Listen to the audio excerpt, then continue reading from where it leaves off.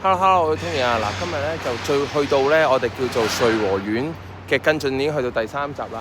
嗱，好多坊間好多人已經講緊瑞和苑噶啦。咁其實有啲人就話棚網得同棚網唔得。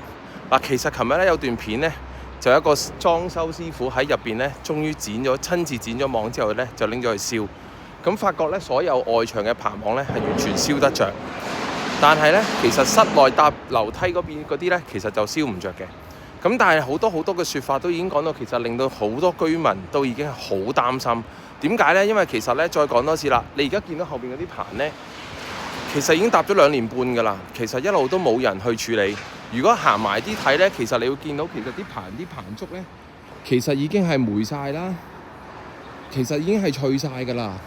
其實呢，佢哋個外牆呢，或者依度一座好二期，一期又好二期都好啦。嗰啲外牆工程呢，其實由頭到尾都仲未做完啊！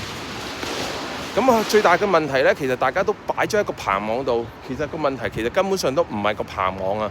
有一個問題呢，就係點解去到今日2年半個工程仲要滯後到唔知幾時，仲要話個棚網係需要過埋年嗱。其實大家都見到啦，香港人都有講，前日呢好似係開咗個大會，就係講呢樣嘢，好200幾個居民喺度落咗去聽。但係呢個咁嘅緊急嘅居民大會咧，其實好多人係唔知情嘅。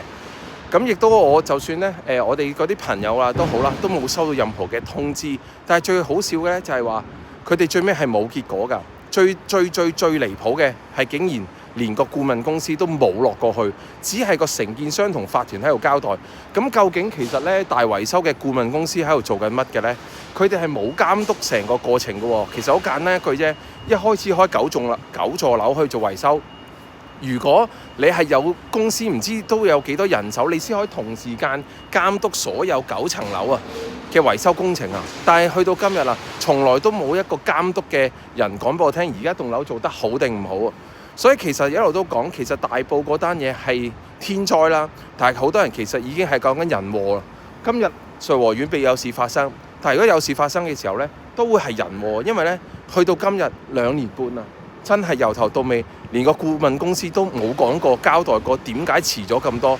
更離譜嘅係，已經話有人話唔夠錢啊，係咪要再集資你哋先肯完啊？